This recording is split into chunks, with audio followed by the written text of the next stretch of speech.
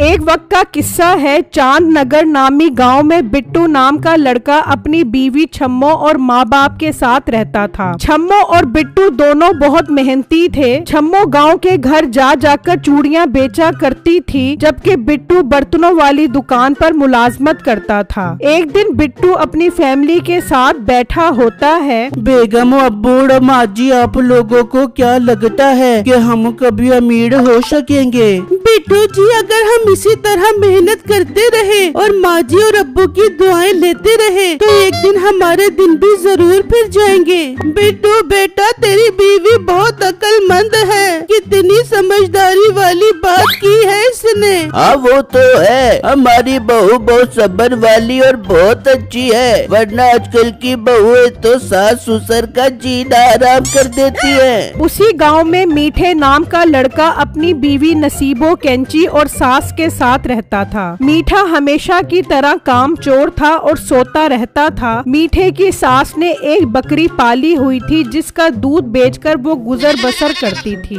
नसीबो, जाकर मीठे काम चोर को उठा और बोल, कभी तो काम में मेरी मदद कर दिया कर।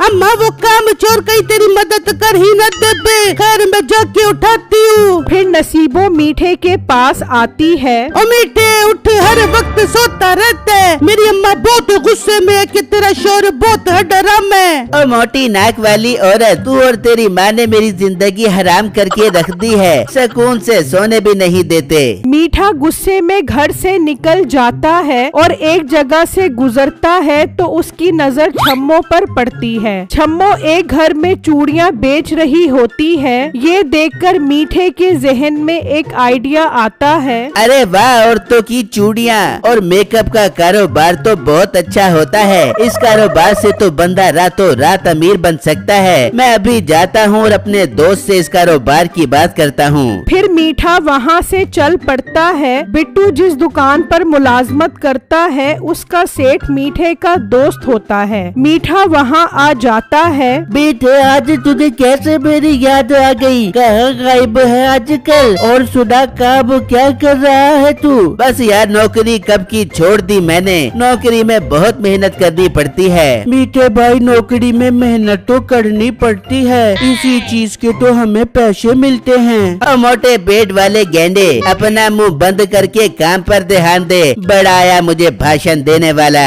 मीठे, दफा कर। और बिट्टू, तू जा और साथ वाले होटल से 2 कप दूध पत्ती लेकर आ। आज हम दोनों यार चाय पीते हुए गपशप करेंगे। अच्छा सेठ साहब, अभी लेकर आता हूँ गरम गरम चाय। फिर बिट्टू वहाँ से निकलता है और चाय वाले के पास आ जाता है। भाई, 2 कप दूध पत्ती दे दो, वो भी गजायत से भरपूर। अच्छा भाई, अब देता हो। दूध पत्ते वाली चाय, वो भी गरम गरम डाल कर। फिर दुकानदार चाय देता है और बिट्टू चाय लेकर आ जाता है और मीठे और सेठ को चाय देकर अपनी जगह पर बैठकर ग्राहक संभालने लग जाता है। सुना यार, तेरे बर्तनों वाली दुकान कैसी चल रही है? बस मीठे, क्या बताओ, दुकान भला कैसी चल सकती है? मुश्किल से गुजारा होता है। वैसे तू ये सब क्यों पूछ रहा है? यार, मेरे जहन में कमाल का कारोबार आया है, जिसे शुरू करके हम रातों रात अमीर बन सकते हैं। मीठे, ऐसा कौन सा कारोबार है, मुझे भी बता। दोनों भाई मिलकर शुरू करते हैं। दोस्त, कारोबार ये है कि हम शहर से औरतों के मेकअप और रंग गोरा करने वाली करीमें लेकर आएंगे और दुकान पर रखकर बेचेंगे। देखी कैसे सारे गांव की औरतें हमारे पास मेकअप और करीमें लेने आएंगी और यूं हम खूब पैसा कमाएंगे।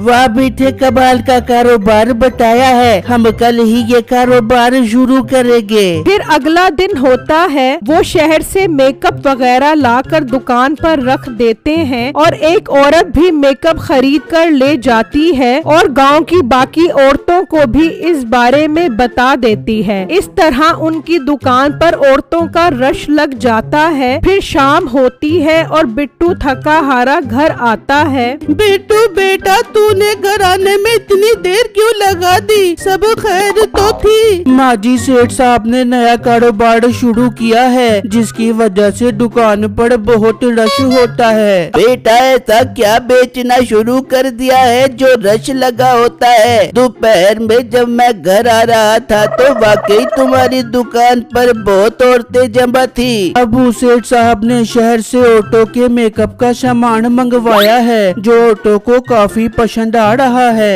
औरतों के पास इतने पैसे कहाँ से आते हैं? यकीनन ये अपने शोहरों की जेबें खाली करवाती होंगी। छम्मो की इस बात पर सब हंसने लग जाते हैं। फिर अगला दिन होता है, बिट्टू काम पर आता है। मीठा और सेठ पहले से मौजूद होते हैं। ओ मोटे, आज तूने आने में इतनी देर क्यों लगा दी? तुझे तो काम पर मालिक के आने से पहले पहुंचना चाहिए। वो सेठ साहब, आइंदा मैं वक्त की पाबंदी करूँगा और आपको आइंदा शिकायत का मौका नहीं दूंगा। फिर बिट्टू ग्राहकों को संभालने लग जाता है, जबकि सेठ और मीठा कारोबार बढ़ाने का प्लान बना रहे होते हैं। यार तू फिक्र मत कर, मैं और भी पैसे कारोबार के लिए लेकर आता हूँ, पर इस बात का ध्यान रखिए, इस कारोबार में हम दोनों की बराबर पार्टनरशिप है। मीठे तू बेफिक्र रह, बस जाकर पैसे लेकर आ, ताकि हम शहर जाकर और सामान खरीद कर आए। फिर मीठा वहाँ से निकलता है और घर आकर अपनी सास और बीवी को इस कारोबार का बताता है। वाह मीठे, तूने तो बहुत कमाल का कारोबार शुरू किया है। नसीबों, मेरा दामाद तो सच में बहुत अच्छा और मेहनती है। पर मीठे, तू शहर से सामान खरीदने के लिए पैसे कहाँ से लेके आएगा? बेगम, क्यों ना हम सासू माँ की बकरी बेचकर ये पैसा कारोबार में लगा दें, और जब इस कारोबार से हजारों गुना प्रॉफिट हो तो उन पैसों से हम सासू माँ को एक दूध देने वाली गाय खरीद कर दें। मीठा उन्हें इतने सब्ज बाग दिखाता है कि सास मान जाती है। फिर मीठा और सेठ दोनों माल खरीदने के लिए शहर रवाना हो जाते हैं। तो उनका गुजर एक जंगल से होता है। वहाँ कुछ जंगली उन्हें रोक लेते हैं। ओए, तुम लोगों की इतनी हिम्मत, तुम हमारे जंगल में आते हो? चलो शाबाश, जो पैसे वगैरह है सब निकाल कर हमें दे दो, वरना तुम्हें आग में भून कर मजे ले लेकर तुम्हारा गोश्त खाएंगे। ये सुनकर मीठा और सेठ डर जाते हैं और सारे पैसे दे देते हैं। वो शिकारी पैसे लेकर वहाँ से चले जाते हैं, जबकि मीठा और सेठ देखकर बहुत परेशान हो जाते हैं और नाकाम ही वापस गांव की तरफ लौट जाते हैं और दुकान पर आ जाते हैं। मीठे, अब हम क्या करेंगे? जो भी सामान खरीदने के पैसे थे वो तो डाकू हमसे लूट कर ले गए। मैं तो ये सोचकर परेशान हो रहा हूँ, अब मैं अपनी बीवी और सास को क्या जवाब दूंगा? वो तो मुझे मार मार कर बंदर बना देंगी। वो बातें कर रहे होते हैं। बिट्टू वहाँ आता है और सारे दिन की कमाई देता है, जिसे देखकर मीठे को एक आइडिया आता है। दोस्त, मैं क्या सोच रहा था, क्यों ना हम इन पैसों से और माल खरीद कर आएं? मगर मीठे, ये तो बहुत कम है, हम तो सामान भी अच्छे वाला खरीदते हैं, जो इन पैसों में कहाँ से आएगा? यार तू फिक्र मत कर, हम 2 नंबर माल खरीद कर आते हैं, किसी को पता भी नहीं चलेगा कि हम 2 नंबर चीजें बेच रहे हैं। फिर भी मीठे, मेरा दिल नहीं मान रहा, कहीं कोई गड़बड़ ही ना हो जाए। यार तू फिक्र मत कर, अच्छा सोचेगा तो सब अच्छा होगा और हमारे अमीर होने का ख्वाब भी जल्दी पूरा हो जाएगा। वो दोनों बातें कर रहे होते हैं। बिट्टू उनकी सारी बातें सुन रहा होता है और दिल में सोचने लगता है, ये मीठे भाई और सेठ साहब ठीक नहीं कर रहे, पर मैं क्या ही कर सकता हूँ? सेठ को कुछ बोला तो वो मुझे काम से निकाल देगा। फिर अगला दिन होता है। सेठ और मीठा शहर से सस्ता और गैर म्यारी सामान ले आते हैं, जबकि उसी गांव में चौधरी अपनी बीवी और बेटी के साथ रहता था। एक दिन चौधरी की बीवी और बेटी बाजार आते हैं तो उनकी नजर मेकअप की दुकान पर पड़ती है। मामा जी, क्यों ना हम इस मेकअप वाली दुकान से रंग गोरा करने वाली क्रीम लें? हाँ बेटा, लेते हैं, वैसे भी मेरा रंग काला हो रहा है। फिर वो दुकान पर आती हैं। लड़के, ये बताओ तुम्हारे पास रंग गोरा करने वाली क्रीम कितने की है? मैडम, एक क्रीम की कीमत 500 रुपए है। मैंने मैंने सुना है गांव की सारी औरतें ये करीम लेकर जाती हैं। क्या वाकई ये कमाल की करीम है? मैडम मुझे करीम के बारे में इतना खास तो नहीं पता, मेरा सेठ शहर से लेकर आता है, मैं तो बस एक मुलाजिम हूँ दुकान पर।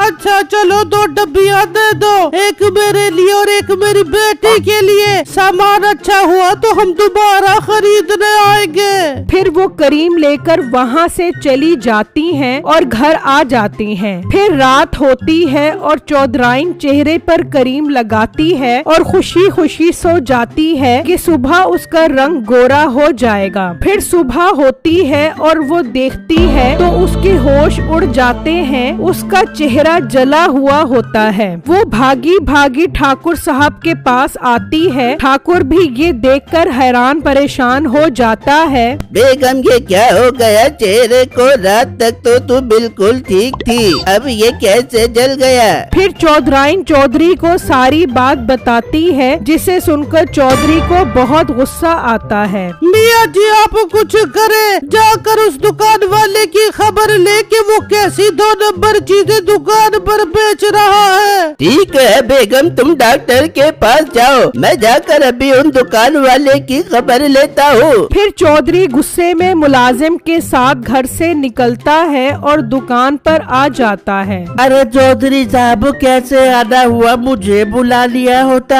ये सब छोड़ो, ये बताओ दुकान का माल कहाँ से लाए हो? कल मेरी बीवी तुम्हारी दुकान से रंग गोरा करने वाली करीम खरीद कर गई थी, जैसे ही लगाई सुबह उसका सारा चेहरा जल गया। पर चौधरी साहब मैं तो 1 नंबर माल शहर से लाया था, जरूर किसी और वजह से चौधरानी साहबा के साथ ऐसा हुआ होगा। बिट्टू आखिर बोल पड़ता है, चौधरी साहब मेरा सेठ झूठ बोल रहा है, इसने कम पैसों में ज्यादा माल खरीदा है जो 2 नंबर है। ओ मनहूस लोगों, तुम्हें 2 नंबर चीज बेचते हुए शर्म नहीं आती? हराम खाते हो और हराम अपने घर वालों को भी खिलाते हो। चौधरी साहब इन्हें तो अब आप सजा दे, इनके मुंह पर यही करीम लगाकर पुलिस के हवाले कर दे। फिर वो मीठे और सेठ दोनों के मुंह पर करीम लगाते हैं और पुलिस के हवाले कर देते हैं। इस करीम की वजह से उन दोनों का चेहरा जल जाता है। ये उनके लिए सबसे अच्छी सजा थी। चौधरी बिट्टू के सच बताने पर बहुत खुश होता है और वो उसे इनाम में पैसे देता है और बिट्टू उन पैसों से 1 नंबर मेकअप बेचता है और उसके पास रश लगना शुरू हो जाता है।